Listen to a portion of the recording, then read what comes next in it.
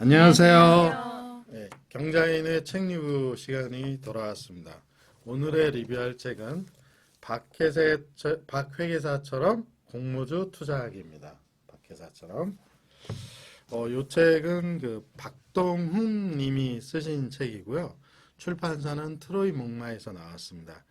총 페이지는 209페이지, 그렇게 길지 않습니다. 그 다음에 가격은 15,500원 정도 됩니다. 목차를 간단히 소개시켜 드리겠습니다. 목차는 총 4개의 목차인데요. 공모주란 무엇인가? 도전, 공모주 투자 8단계 1편, 2편, 그 다음에 박회사의 공모주 투자 사례, 이런 식으로 나와 있고요. 별첨으로 이제 다른 내용들, 스펙이라든지 이런 내용 좀 나와 있습니다. 자, 총평 드리도록 하겠습니다. 이 장면부터 하겠습니다. 나의 은퇴 후 직업의 후보로 하나 떠오른 공모주 투자. 공모주 투자에 관심을 갖게 돼서 저자에게 매우 감사드린다. 한번 해보고자 한다. 그러나 현재는 공모주 제도가 조금 많이 변했다. 이 점을 참고해야 한다. 이렇게 정리를 하고 싶습니다. 자, 지희선 어때요? 네. 이 책에서 얘기하는 것처럼 이삭죽기는 맞다. 공모주 이삭죽기다 이렇게 얘기하는데 이삭죽기는 맞다. 하지만 부지런하면 수익으로 돌아온다. 이게 공모주다라고 네. 말씀드리고 싶습니다. 저는 이게 실천할 수 있는 되게 스텝 바이 스텝으로 잘 정리된 책이다. 그래서 실전 책이라고 저는 생각해요. 네, 좋은 의견 주신 것 같고요. 자, 이 공모주 투자 책의 핵심은 이 책 맨 앞에 나와 있습니다. 여기 문구인데요. 한번 읽어봐 드릴게요. 초저금리 시대의 가장 확실한 재테크. 이게 이 책의 모든 내용을 함축하고 있습니다. 그래서 어떤 내용인지 하나씩 읽어보도록 하겠습니다. 5페이지에 이런 문구가 나옵니다. 재테크의 가장 기본은 자산을 지키는 일이고 수익을 내는 것은 그 다음 문제다. 하지만 가장 기본적인 자산을 지키는 일조차 쉽지 않은 상황일 뿐만 아니라 욕심이 앞서다가 손실을 보는 경우가 부지기수다. 대부분의 개미들이 사실 이렇죠. 내동내매도 하고 옆에서 돈 얼마 벌었다고 하면 밤잠 못 이루고 그 다음날 몰래 주식 사고 이런데요. 몰래래. 몰래 자. 뭐 사셨어요? 저는 동영상에서 다 말씀드리고 있습니다. 6페이지에 이런 문구가 나옵니다. 14년째, 이분은 14년째 공모주 투자를 하고 계시나 봐요. 공모주 투자를 하면서 내린 결론은 조급하지 않고 부지런하게 투자하여 작은 이익에 만족하다 보면 어느새 목돈이 쌓인다는 것이다. 즉, 부지런함과 작은 성과에 대한 감사함은 공모주 투자가 갖춰야 할 필수 덕목이다. 저희가 올해 1월 달에 한 달 동안 공모주 투자를 직접 3명 모두 다 하고 있습니다. 100% 공감하는 부지런함과 작은 성과에 대한 감사함, 매우 공감하는 그런 문구가 아닌가 싶습니다. 정말 감사하고 있어요. 맞아. 함부로 못 쓰겠어 돈을. 답! 가게. 자, 19페이지에 이런 문구가 좀 나옵니다. 이 저자가 2019년부터 2020년 상반기에 공모 수익률을 계산하신 결과가 나옵니다. 신규 상장업계 90개를 대상으로 조사를 하셨는데요. 시초가에 만약에 다 팔았다. 그러니까 장이 시작할 때 다 팔았으면 33%의 수익률이 나오고 상장일 종가에 다 팔았다. 그러면 35%의 수익이 나오고요. 시초가에 90개 종목 중에 처음 시작하는 가격이 수익이 났던 종목은 71개고요. 그 다음에 상장일 종가의 수익이 났던 종목은 66개다. 이렇게 평균적으로 정리를 해주셨어요. 그래서 이 공모주 투자는 리스크가 작으면서 수익은 약간 높은 그 정도의 투자 방식인데 저금리 시대에 가장 확실한 투자 방식이다. 이렇게 좀 정리를 하고 계십니다. 근데 저는 이 숫자 보고 생각보다 수익률이 너무 맞아. 낮은데 싶었어요. 그러니까 왜냐하면 공모주는 대체로 다 공모가의 맞아. 두 배 막 이렇게 생각하고 했는데 수익 종목이 79%나 되는데 평균 수익률은 33%밖에 안 된다. 그래서 너무 큰 꿈을 바라면서 공모주를 하고 있나 살짝 근데 사실대적이네요. 실제로 해보니까 그렇지는 않은 것 같더라고요. 이 기준은 나중에 한번 따로 토의하는 시간을 지난번 시간에 한번 말씀을 드렸었죠. 자, 21페이지에 이런 문구가 나옵니다. 공모주 투자에 대해 저위험 저수익, 중위험 중수익 등 다양한 의견이 있지만 그간의 투자 경험을 바탕으로 내린 필자의 결론은 저위험 중수익이다. 물론 사람마다 높고 낮음에 대한 감은 다르겠지만 필자는 중위험보다는 저위험으로 저수익보다는 중수익 정도로 파악하고 싶다. 이런 문구가 좀 나옵니다. 사실 이 문구가 맞는 것 같고요. 그 다음에 공모주 투자는 리스크가 적게 투자할 수 있는 방식 중에 하나인 거는 사실인 것 같습니다. 다만 이제 자금이 조금 준비가 돼야 되는데 그런 부분은 마이너스 통장으로 하시면 좋을 것 같다. 이렇게 말씀드립니다. 그 다음에 25페이지 공모주 투자의 장점에 대한 얘기 중에 하나가 기업이 원활하게 자금을 조달받아 경영활동을 잘할 수 있도록 하기 위해 통상적으로 공모가액은 유사기업 대비 할인해서 결정된다. 이 문구가 굉장히 중요하죠. 예를 들면 이 회사가 정상적으로 팔면 2만 원짜리 회사인데 실제 공모할 때는 그거보다 많이 할인을 해서 판다.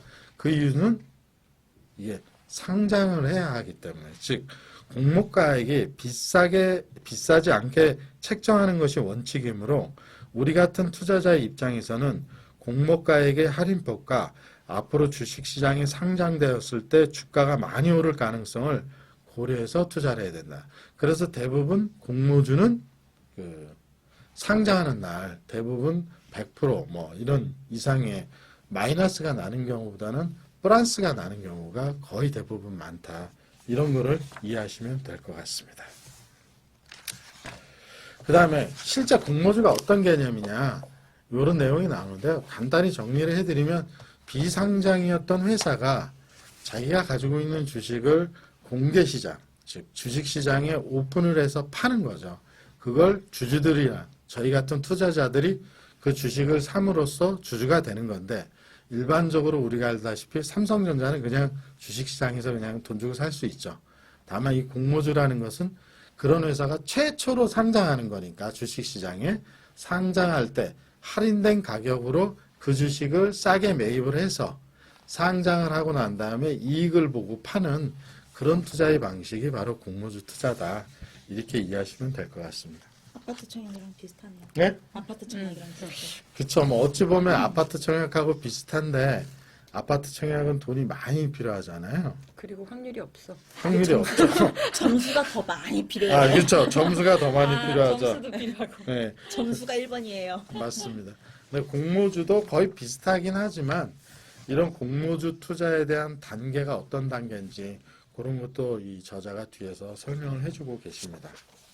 이런 공모주를 할 때 유의해야 하는 개념 중에 하나가 있는데요. 다른 모든 내용은 사실 이 책에 다 자세히 설명이 되어 있으니까 설명을 드리기는 좀 그렇고요. 구주 매출과 신주 매출 이것만 간단히 좀 설명을 드리면 27페이지에 이런 문구가 나옵니다. 하나는 회사가 새로운 투자자들로부터 자본을 납입받고 즉 투자를 받고 그들에게 신주를 발행하는 방식이고 다른 하나는 회사의 기존 주주가 가지고 있는 주식을 새로운 공모주 주주에게 팔면서 상장하는 방식이다. 전자를 신주 모집, 후자를 구주 매출이라고 하는데 신주 모집과 구주 매출을 병행하는 방식도 가능하다. 그러니까 대부분은 신주 모집이 많고요. 구주 매출이 있는 경우도 있습니다. 제가 회사 이름이 기억이 나지 않는데 100% 구주 매출이었던 경우도 있었거든요. 어쨌든 신주 매출과 구주 매출이 있는데 이 투자를 하는 우리 개인의 입장에서는 구주 매출보다는 신주 모집 비율이 훨씬 더 높은 회사가 훨씬 더 투자하기 유리하고 가격 상승폭이 높다. 이렇게 저자가 정의를 해주고 있습니다. 근데 이제 최근의 분위기는 신주, 구주 관계없이 그냥 이 청약이 과열되는 지금 현상이기 때문에 묻지마 투자라고 어찌 보면 볼 수도 있습니다. 위험하네요. 응? 위험해. 언젠가 한번 터지겠죠. 그 터지기 전에 빨리 수익을 보고 나와야 되는데 아까 계속 하신다고 하지 않았어요? 은퇴하고 나서도 계속 하신다더니. 은퇴하고 계속 할 생각입니다. 그때 달라. 이 공모주 투자의 8단계를 정리를 좀 해주셨습니다. 37페이지에 보면 이런 그림이 좀 나오는데요. 이걸 잘 이해하시면 이 책의 공모주 투자의 방식과 관련된 내용을 전부 다 이해하실 수 있습니다. 일정을 확인하고 증권사의 계좌를 개설하고 투자 설명서를 읽어보고 청약을 결정한 다음 공모 자금을 마련하고 실제 청약을 하고 배정받은 주식 외에 나머지는 환불금을 받고 상장한 날짜를 기다려서 상장 후 매도하는 이런 단계를 무한 반복한다. 이렇게 이해하시면 될 것 이게 같습니다. 읽으면서는 그냥 이렇게 책을 처음 보고 이제 공모주를 처음 맞아. 접했으니까 읽어볼 때는 그냥 이렇구나 했는데 실제로는 중간중간 단계가 조금 더 있죠. 예를 네. 들면 맞아. 수요 예측을 통해서 공모가가 확정이 되잖아요. 그러니까 처음 너무 미리 먼저 보면 공모가가 안 얼마인지를 나와요. 얼마인지를 몰라요. 당황했어요. 그래서 왜 아직도 안 나왔어? 그래서 확정이 되고 나야 실제 이제 나의 자금이 얼마나 맞아. 필요한지를 맞아. 계산할 수 있기 때문에 예. 그런 사실 저는 요 단계보다는 약간 조금 바뀐 것 같아요. 청약을 결정하고 투자 설명서를 봐요. 실제는 실제는 난 이제 할 맞습니다, 거야. 맞습니다. 묻지마 투자. 약간 그랬어. 맞습니다. 사실 저도 그렇습니다. 그 다음에 이제 이 실무적으로 좀 주의해야 될 사항을 하나 좀 정리해 주셨는데요. 43페이지에 또 주의할 점의 하나는 공모주 투자 횟수가 늘어나는 것에 비례해서 증권 계좌 역시 많아지게 되어 어느 순간부터는 관리하기가 힘들어질 수 있다. 필자는 증권사 계좌번호, 비밀번호, 약정은행, 아이디, 패스워드 등 주요 정보들을 엑셀표로 만들어 관리하고 있다. 이것은 개인에게 매우 중요한 정보이므로 반드시 엑셀 파일에 암호를 걸어놓는 것을 권장한다. 제 생각엔 아마도 이 저자분은 가족명의도 같이 청약을 하시는 것 같아요. 왜냐면 우리가 보통 일반인은 비밀번호 다 똑같이 쓰거든요.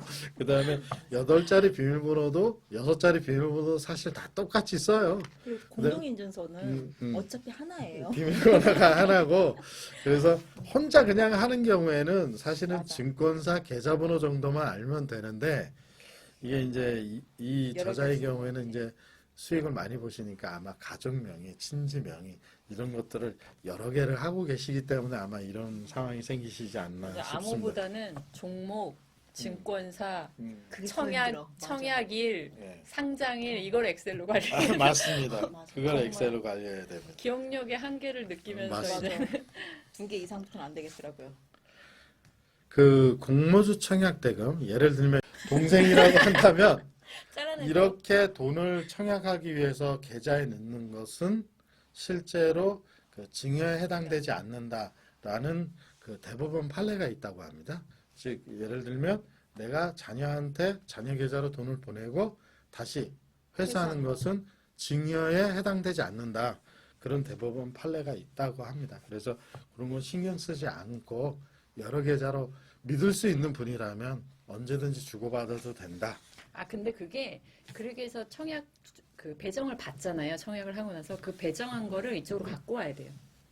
아, 그래요? 주식을. 예. 그래서 그 이관하는 거까지는 이제 증여로 안 본다예요. 어차피 거의 10년에 5천만 원인 거잖아요. 네네네. 그러니까 놔둬도 상관은 없는데 그게 맞는 사람들도 있을 그러니까. 거잖아요. 요번에 뭐 애초에 나는 청약할 때 보면 괜찮더라고. 뭐 규모가 뭐 5억 뭐 이런 단위의 청약 주수도 나오는 것 같더라고요. 그래서 그렇게 청약하시는 분들도 있기는 한 것 같습니다.